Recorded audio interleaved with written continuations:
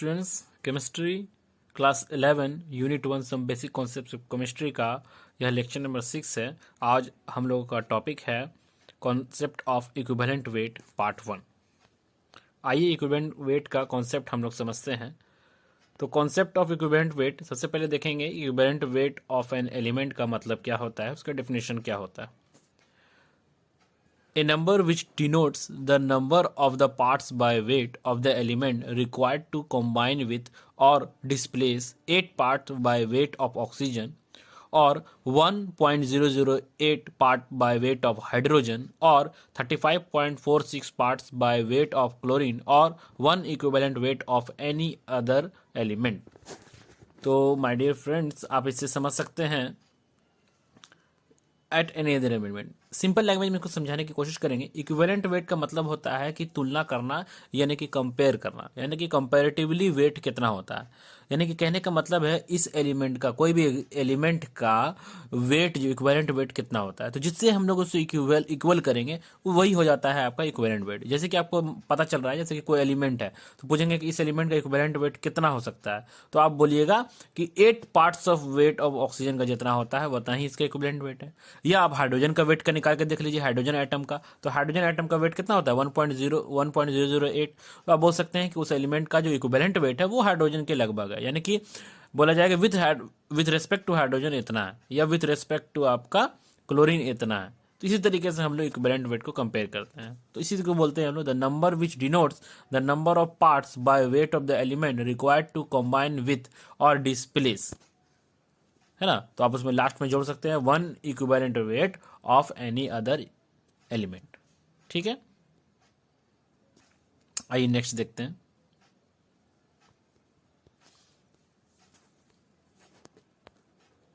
Equivalent weight of an element, तो इसके formula के रूप में कैसे लिख सकते हैं? फॉर्मूला के रूप में लिख सकते हैं atomic weight of an element divided by valency of the element, है ना। जो भी जिस एलिमेंट का हम लोग निकालने चाह रहे हैं इक्विवेलेंट वेट, उसका क्या करेंगे हम लोग एटॉमिक वेट लिख देंगे और उसको डिवाइड कर देंगे हम लोग उसका वैलेंसी ऑफ द एलिमेंट से। जैसे कि फॉर एग्जांपल वैलेंसी क्या होता है आपको पता होगा, वैलेंसी आपको पता होना चाहिए। जैसे कि सोडियम है, उसका जो एटॉमिक नंबर क्या होता है 11। उसका इलेक्ट्रॉनिक कन्फिगरेशन कैसे लिखेंगे 2, 8 और 1। उसका वैलेंसी कितना हो जाएगा 1, है ना। उसी तरीके से हम देखेंगे अगर पूछा जाए कि what is the equivalent weight of sodium, तो क्या लिखिएगा एटॉमिक वेट ऑफ एलिमेंट। जैसे सोडियम का इक्विवेलेंट वेट क्या हो जाता है 23, एटॉमिक वेट 23 और वैलेंसी क्या हो जाता है 1, तो इक्विवेलेंट वेट ऑफ सोडियम क्या हो जाएगा 23। चलिए नेक्स्ट देखते हैं इक्विवेलेंट वेट ऑफ सोडियम। तो इससे ये तो हम लोग समझ ही चुके हैं, तो ये एग्जांपल में आपको ये बताया जा रहा है। तो आगे हम लोग कुछ देख लेते हैं। तो इक्विवेलेंट वेट ऑफ ऑक्सीजन का देख लेते हैं एग्जांपल। तो क्या हो जाएगा, आप तो जानते हैं कि atomic weight divided bye valency. तो एटॉमिक वेट ऑफ ऑक्सीजन क्या हो जाता है, वो हो जाता है 16 और वैलेंसी हो जाता है 2, तो इसका क्या हो जाएगा 8। ठीक है, तो equivalent weight of an ion क्या होता है, जो होता है तो वही हो जाएगा एटॉमिक वेट और डिवाइडेड बाय जो उसका नंबर ऑफ वैलेंसी होता है। तो आयनिक वेट जो होता है जैसे कि एन, तो उस डिवाइडेड बाय वैलेंसी कर देंगे तो आपका आ जाएगा। जैसे कि आप देखिएगा एक चार्ट बना के हम समझाने की कोशिश किए एग्जांपल के तहत। चलिए देखते हैं, यहाँ देखिएगा कि एग्जांपल है equivalent weight of an ion का। तो आयन के रूप में हम लोग लिए हैं सल्फेट आयन, यानी कि SO4 2- या -2। तो उसका हम लोग क्या लिए आयनिक वेट। तो इस पूरे का आयनिक वेट हम लोग निकाले हैं, आपका क्या हो जाएगा 96 आता है, आप करके देख लीजिएगा। और उसकी वैलेंसी कितना है, ऊपर में चार्ज में आप देख सकते हैं -2 यानी कि 2 है। तो 96 डिवाइडेड बाय 2 48 होता है। तो equivalent weight of sulphate ion हो जाएगा 48। अब देखिए बाइकार्बोनेट आयन यानी कि HCO3-, तो आप देखिएगा इसका जब निकालिएगा ये आयनिक वेट तो वो हो जाता है 61। और देखेंगे कि वैलेंसी कितना है, तो इसमें चार्ज आप देख रहे हैं माइनस, यानी कि इसका जो वैलेंसी है वो है 1। तो 61 डिवाइडेड बाय 1, तो इसका इक्विवेलेंट वेट ऑफ बाइकार्बोनेट हो जाता है 61। चलिए नेक्स्ट है आपका equivalent weight of N acid. तो वो कैसे होता है, वो होता है molecular weight of N acid divided by basicity of the acid. तो आगे चल के हम लोग इसको समझेंगे कि molecular weight of N acid जो वो तो आपको समझ में आ गया कि HCl है तो 1 + 35.5 यानी 36.5 उसका मॉलिक्यूलर वेट हो जाएगा। तो बेसिसिटी ऑफ एन एसिड हम लोग आगे समझने की कोशिश करते हैं। तो फिलहाल equivalent weight of N acid क्या हो जाएगा, molecular wait of N acid divided by basicity of N acid. तो आइए कोशिश करते हैं देखने का। देखिए एक चार्ट बना हुआ है HCl के, जैसे कि मैंने आपको बताया कि मोलिकुलर वेट कितना होता है 36.5। अब उसका बेसिसिटी ऑफ एसिड से हम लोग उसको डिवाइड कर देंगे जो कि होता है 1, तो वो क्या हो जाएगा आपकी इक्विवेलेंट वेट 36.5। तो H2SO4 में आप देखिएगा उसका बेसिसिटी कितना होता है 2, है ना। उसी तरीके से हम लोग देखेंगे कि H2SO4 का आपका 2 हो रहा है, H3PO2 का आपका कितना होता है 1, H3PO3 का 2, H3PO4 का 3, है ना। तो आप जैसे कि आप समझना चाहते हैं कि H3PO4 का, जैसे कि हम एक एग्जांपल लेकर आप समझा देते हैं कि यानी कि मान लीजिए ले लेते हैं हम लोग H3PO3, है ना। तो इसमें देखेंगे कि बेसिसिटी ऑफ एन एसिड कितना होता है, ठीक है। उसका स्ट्रक्चर अगर आप लोगों को पता होगा, स्ट्रक्चर से इजी होता है समझना, तो हम आपको बताने की कोशिश करते हैं। तो यहाँ मैं आपको बता रहा हूँ basicity of N acid of H3PO3। H3PO3 तो उसका कुछ स्ट्रक्चर आपका इस प्रकार से होगा, 2 O बच गया है तो OH OH 3 O पूरा समाप्त और एक H आपका इधर बच गया। तो आप देख रहे हैं बेसिसिटी ऑफ द एसिड, तो यहाँ आपको बेसिसिटी कितना OH नजर आ रहा है, यहाँ पर आपका 2 OH नजर आ रहा है, यानी कि H3PO3 का जो बेसिसिटी होगा वो आपका क्या हो जाएगा 2। उसी तरीके से आप H3PO2, H3PO4, H2SO4 या HCl का आप यहाँ पर देख सकते हैं कि आपको बेसिसिटी ऑफ एन एसिड क्या होता है ना। H3PO4 का आप देखिएगा तो PO4 है, एक O एक्स्ट्रा हो जा रहा है तो यहाँ एक O बढ़ जाएगा, है ना। तो इसी तरीके से हम लोग इसका देखते हैं। तो यानी कि कुल मिला के बात है equivalent weight of N acid क्या हो जाएगा, molecular wait of N acid divided by basicity of N acid. इस तरीके से हम लोग इसका निकाल सकते हैं। चलिए नेक्स्ट देखते हैं। तो व्हाट इज बेसिसिटी, इसको एक्सप्लेन करने की कोशिश किया है। तो the number of replaceable hydrogen atoms of N acid molecules, और इसको सिंपल कर दिया गया है। अगर आपको स्ट्रक्चर नहीं पता है बस इतना देख लीजिए कि हाइड्रोजन एटम कितना आपका रिप्लेसेबल होता है ना। जैसे कि HCl में आप देखिएगा H+Cl- तो H एक आपका रिप्लेसेबल है, तो इसका हो जाएगा एक आपका बेसिसिटी 1। H2SO4 का आप देखिएगा कि H2SO4 में आपका 2H आपका रिप्लेसेबल है, तो वो आपका हो जाएगा 2। तो इस सब में जो मैंने आपको बताया, इसका जो मैंने आपको बताया तो कितना H रिप्लेसेबल है वो आप देख सकते हैं ना। तो जैसे कि आपने H3PO को बताया कि एक H जो है अलग से अटैच है तो वो रिप्लेस आपका नहीं हो सकता है, तो इस तरीके से आप बता सकते हैं। तो नंबर ऑफ हाइड्रोजन यानी कि रिप्लेसेबल हाइड्रोजन आइटम हम लोग बेसिसिटी से देख सकते हैं, ये ज़्यादा और आसान हो जाएगा। इक्विवेलेंट वेट ऑफ बेसिस क्या हो जाएगा, मोलिकुलर वेट ऑफ बेस हो जाएगा, है ना। उसी तरीके से सूत्र देख लेते हैं इसका formula, molecular weight of an base divided by acidity of a base, है ना। अगर हम लोग इक्विवेलेंट वेट ऑफ एसिड देख रहे हैं तो बेसिसिटी लगा देते हैं, लेकिन अगर बेस लिख रहे हैं तो एसिडिटी लगाएंगे, ठीक है। तो आइए देखते हैं इसमें क्या हो जाएगा। NaOH तो उसका इक्विवेलेंट वेट क्या हो जा रहा है 40/1 40। COH होल 2 तो आपका OH इसमें देख रहे हैं 2 है। AlOH होल 3 तो इसमें 3 है। तो इसमें टेंशन आपको लेना नहीं, जितना OH उतना आपका एसिडिटी ऑफ बेस हो जाएगा, ठीक है। तो व्हाट इज एसिडिटी, तो ये देखते हैं। तो number of OH group in A base, तो जितना OH होता है उतना हम लोग बोल सकते हैं कि उसमें एसिडिटी आपका होता है, ठीक है। एसिडिटी ऑफ बेस आप बोल सकते हैं। तो पिछला जो मैंने आपको स्ट्रक्चर के रूप में बताया था H3PO4 वाला, तो आप उसको थोड़ा सा मिस कर दीजिएगा, यानी कि उस बातें को ख़त्म कर दीजिएगा। वो आपको बताया जाता था कि वो सवाल आप क्लास 12 में पढ़िएगा कि H3PO4 में आपसे पूछेगा कि इसमें OH कितना है या उसका what is the basicity of ये, तो उसका बेसिसिटी तो आप वहाँ बता सकते हैं नंबर ऑफ, यानी कि वो मोनोबेसिक है या डायबेसिक है, तो उस तरह का क्वेश्चन को सॉल्व करने का था। तो आप इस तरह का बेसिसिटी ऑफ एसिड निकालने के लिए आप नंबर ऑफ रिप्लेसेबल हाइड्रोजन ही देखिएगा, तो उससे आपका कंफर्म आंसर आएगा, ठीक है। चलिए तो आप फोकस करते हैं एसिडिटी ऑफ बेस पर। तो नंबर ऑफ OH जितना रहेगा उतना आपका हो जाएगा equivalent weight of acidity of base, और अगर उसको हम लोग डिवाइड कर देते हैं तो हम लोग निकल जाता है equivalent weight of an base.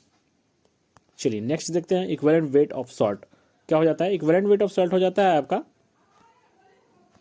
वो आपका हो जाएगा formula wait of the salt. जो भी फॉर्मूला रहेगा उसका हम लोग क्या करेंगे, उसका वेट निकाल लेंगे divided by total charge of cation और एनायन, यानी कि या तो कैटायन हो या तो एनायन हो, उसका टोटल चार्ज कितना है। जैसे कि फॉर एग्जांपल हम लोग यहाँ पर देख रहे हैं कि NaCl है ना, NaCl का आपका इक्विवेलेंट वेट हो जाता है 58.5, और कैटायन और एनायन टोटल चार्ज हम लोग देखेंगे Na+ और Cl-। अगर कैटायन देखते हैं Na+ और Cl-, या तो आप कैटायन देखिए या एनायन देखिए, दोनों आपका एक ही है, इसलिए आपका इक्विवेलेंट वेट क्या हो जाएगा 58.5 डिवाइडेड बाय 1, यानी कि 58.5 5।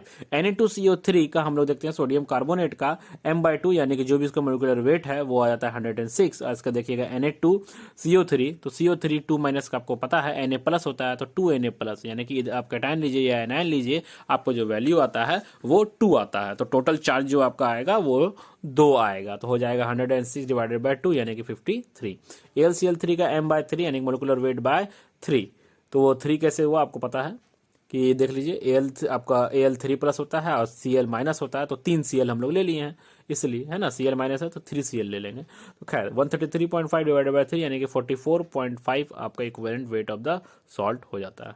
इस तरीके से हम लोग सभी का इक्विवेलेंट वेट हम लोग देख लिए हैं, है ना, और कुछ बच गया है। तो equivalent weight of an oxidising and reducing agent, ठीक है। तो equivalent weight of oxidising agent क्या होता है ये देखते हैं, molecular weight of the oxidising agent. तो आप याद रखिएगा, ये बात रखना या याद रखना बहुत आसान है कि ऊपर में हमेशा हम लोग मोलिकुलर वेट ले रहे हैं, है ना, डिवाइडेड बाय अगर आयन है तो चार्ज कर देते हैं इस तरीके से। जैसे कि ऑक्सीडाइजिंग और रिड्यूसिंग एजेंट का है तो हम लोग इसको देखेंगे total number of electron gained और लॉस, ठीक है। तो यहाँ पर आप ऑक्सीडाइजिंग एजेंट का देख रहे हैं, तो ऑक्सीडाइजिंग एजेंट का क्या हो जाता है कि total number of electron gained, अगर रिड्यूसिंग एजेंट का हो जाएगा तो total number of electron loss, ठीक है। आइए देखते हैं नेक्स्ट।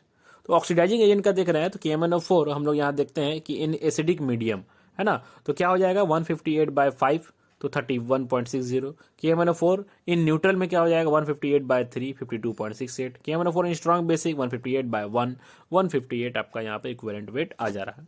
यहाँ पर समझने वाली बात यह है कि सर आप यहाँ 5 यहाँ 3 यहाँ 1 आप यहाँ पर टोटल नंबर ऑफ इलेक्ट्रॉन्स कैसे काउंट कर रहे हैं। तो यहाँ पर हम लोग देखेंगे कि KMnO4 जो है एसिडिक मीडियम में कैसे काम करता है, न्यूट्रल मीडियम में कैसे काम करता है और स्ट्रॉन्ग बेसिक या मीडियम में कैसे काम करता है। आइए नेक्स्ट स्लाइड में देखने की कोशिश करते हैं।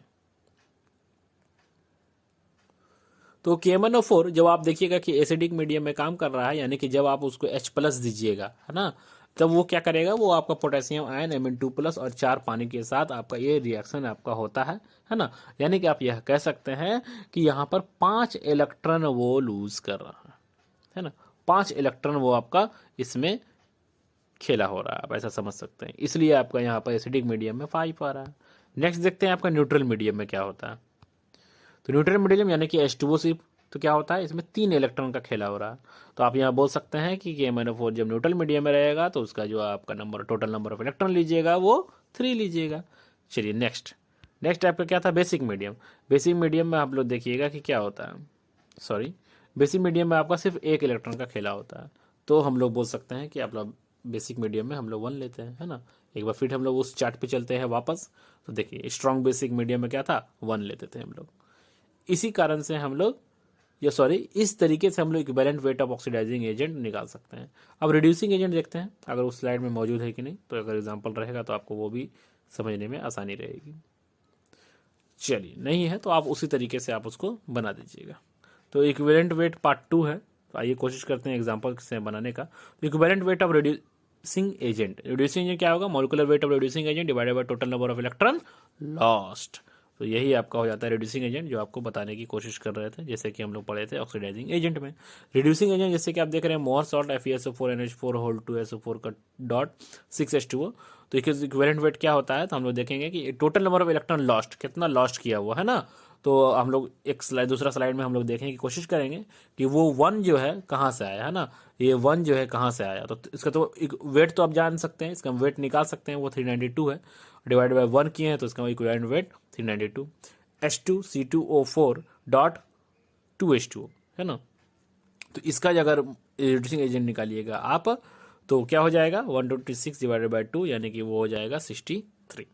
तो H2C2O4 वो क्या होता है आप खुद समझ जाइएगा, अभी हम स्क्रीन पे लिख रहे हैं। तो देखिएगा H2C2 और O4 यानी कि वो क्या हुआ ऑक्जेलिक एसिड। तो ऑक्जेलिक एसिड का आप देखिएगा इक्विवेलेंट वेट क्या आ रहा है 63। अब बात है कि इसका 1 और उसका 2 कैसे आया, आइए देखते हैं। तो FeSO4 का हम लोग देखते हैं कि वो क्या हो रहा है यहाँ पर, क्योंकि वो रिड्यूसिंग एजेंट है तो अपना उसका क्या होगा ऑक्सीडाइज होगा, यानी कि आप क्या बोल सकते हैं कि इलेक्ट्रॉन वो क्या कर रहा है लूज कर रहा है। तो आप यहाँ देखिएगा Fe2+ से Fe3+ हो गया, है ना, यानी कि 1 इलेक्ट्रॉन का हेरा फेरी हो रहा है, इसलिए इसका total number of electron lost कितना हो गया 1। ऑक्जेलिक एसिड का आप देखिएगा, कोशिश करते हैं नेक्स्ट स्लाइड में हम लोग समझने की। ऑक्जेलिक एसिड का क्या होता है, C2O4 2 माइनस, यानी कि आपका क्या हो जाएगा 2CO2, कार्बन डाइऑक्साइड यहाँ से उड़ जाता है, 2 इलेक्ट्रॉन आपका यहाँ पर छेड़छाड़ हो रहा है, यानी कि खेला हो रहा है, तो इसका यहाँ पर 126/2, इसलिए आपका 63 हो जा रहा है। ठीक है, आइए नेक्स्ट देखते हैं कि कोशिश करते हैं नेक्स्ट स्लाइड में एग्जाम्पल सेकेंड। तो KMnO4 functions as oxidizing agent in neutral as well as basic. तो देन हाफ रिएक्शन इन एल्केनाइन कंडीशन इज रिप्रेजेंटेड एज, कैसे रिप्रेजेंट किया जाता है आपका neutral as well as basic में, इस तरीके से KMnO4.2H प्लस 2H2O, 3 इलेक्ट्रॉन आपका निकलता है ना न्यूट्रल में, K plus OH minus MnO2। The equivalent weight of KMnO4 कितना होता है, तो वो हम लोग निकाल सकते हैं molecular weight divided by number of electron involved. तो नंबर ऑफ इलेक्ट्रॉन इन्वॉल्व आपको पता है कि 3 हो रहा है इसमें, तो मॉलिकुलर वेट ऑफ KMnO4 हम लोग निकाल देते हैं डिवाइडेड बाय 3, यानी 158/3 कर देते हैं, तो वो आपका क्या आ जाता है 52.68। आइए नेक्स्ट देखते हैं, कुछ MCQ है। The equivalent weight of calcium metal is, आपको बताना है कि क्या होगा, 12, 24, 36, 20। ठीक है, तो क्योंकि ये रिकॉर्डेड वीडियो है तो हम इंतज़ार नहीं करेंगे कि आप आंसर बताएं, इसका सॉल्यूशन देख लेते हैं। तो इक्विवेलेंट वेट ऑफ कैल्शियम क्या हो जाएगा, आप तो जान रहे हैं कि हम लोग पहले इसका मोलिकुलर वेट निकाल लेंगे। तो मोलिकुलर वेट इसका क्या हो जाएगा, एटॉमिक वेट। तो एटॉमिक वेट आपका हो जाता है इसका कैल्शियम का 40, और वैलेंसी क्या होता है कैल्शियम का 2, तो आंसर क्या आ जाएगा आपका 20, यानी कि आपका आंसर नंबर ए हो जाएगा, A for Apple, sorry A for Apple नहीं, D फॉर डॉग है आंसर, यानी कि equivalent weight of calcium metal is D, यानी कि 20। The equivalent weight of AlOH3 is, ठीक है, इस मॉलिक्यूल का आपको बताना है, तो आपको पता चल गया होगा कि सबसे पहले इसका मॉलिक्यूलर वेट निकालेंगे डिवाइडेड बाय इसका वैलेंसी निकालेंगे। वैलेंसी आपको पता है कि यहाँ पर क्या होता है, तो इक्विवेलेंट वेट क्या हो जाएगा इसका, molecular weight of AlOH3 divided by acidity. खैर आपको तो समझ में आ गया होगा, क्योंकि ये AlOH3 है, ये एक आपको पहले से पता है कि ये क्या है, एक बेसिक है, बेस है। तो बेस का हम लोग क्या निकालते थे, molecular weight divided by acidity, अगर कोई एसिड आ जाता तो बेसिसिटी निकालते हैं। तो खैर मॉलिक्यूलर वेट हम लोग को सबको पता है, तो मॉलिक्यूलर वेट AlOH3 का निकाल देते हैं। तो एसिडिटी निकालने के लिए क्या करेंगे, OH देख लेंगे, OH कितना है इसमें 3 है, तो 78/3 आपका हो जाएगा 26। तो आपका आंसर क्या हो गया था, आंसर आपका हो गया था C for cat 26। Next, the equivalent weight of H3PO4 हम लोग निकाल चुके हैं, इसका कितना आया था, क्या ये एक एसिड है तो इसका बेसिसिटी है ना, तो हम लोग मॉलिक्यूलर वेट इसका सबसे पहले देख लेते हैं। ये तो खैर ऑप्शन आप देख लीजिए solution. The equivalent weight of H3PO4 क्या हो जाता है, molecular weight divided bye basicity, तो मॉलिक्यूलर वेट इसका क्या हो जाएगा, मॉलिक्यूलर वेट 93 और इसका बेसिसिटी आपका 3 हो जाता है, यानी कि नंबर ऑफ रिप्लेसेबल हाइड्रोजन इसका 3 होता है, तो होता है 32.6, यानी कि आपका ऑप्शन हो जा रहा है C for cat. Next, the equivalent weight of Al2SO4 is, तो ऑप्शंस देख लेते हैं हम लोग, 342 है, नेक्स्ट आपका है 57, 171, 68.4, सॉल्यूशन इसका देखते हैं। इक्विवेलेंट वेट ऑफ Al2SO4 क्या हो जाएगा, molecular weight divided by total charge on cation और anion, total charge cation anion हम लोग देख सकते हैं Al2SO4 तो क्या होना चाहिए 342 डिवाइडेड बाय 6, आप कैलकुलेट करके देख सकते हैं कि इसका टोटल चार्ज कितना जा रहा है ना। समझने की कोशिश करते हैं, छोटा सा उदाहरण, 6 कहाँ से आया, तो आप जानते हैं कि Al का जो वैलेंसी होता है वो क्या होता है, या टोटल चार्ज की वैलेंसी क्या होता है Al3 प्लस, यहाँ कितना Al है 2, तो 3 × 2 6, इसलिए इसका टोटल चार्ज और कैटायन क्या हो जाएगा 6। अगर SO4 की तरफ से समझना चाहते हैं तो SO4 2 माइनस, यानी कि इसका 2 होता है, कितना SO4 है 3, तो 2 × 3 6, या तो कैटायन या तो एनायन आपका आ रहा है, टोटल चार्ज ऑन कैटायन और एनायन 6, इसलिए 342 डिवाइडेड बाय 6 आपका आंसर आता है 57, चलिए B फॉर बॉल। नेक्स्ट देखते हैं question, equivalent weight of K2Cr2O7, ये भी एक जबरदस्त ऑक्सीडाइजिंग एजेंट है ना, तो उसका ऑप्शंस आपके सामने है, अब देखते हैं सॉल्यूशन इसका। The equivalent weight of K2Cr2O7 molecular weight as is usual divided by change in oxidation state कितना होता है ना। तो आइए देखते हैं 294 और इसका चेंज इन ऑक्सीडेशन स्टेट होता है 6। क्यों होता है, कैसे होता है, आपको पहले ही समझाया जा चुका है ना। तो आप वहाँ से एक बार रिवाइंड करके समझ जाइएगा। 294 डिवाइडेड बाय 6 हो जाता है 49। आंसर आपका बी फॉर बॉल।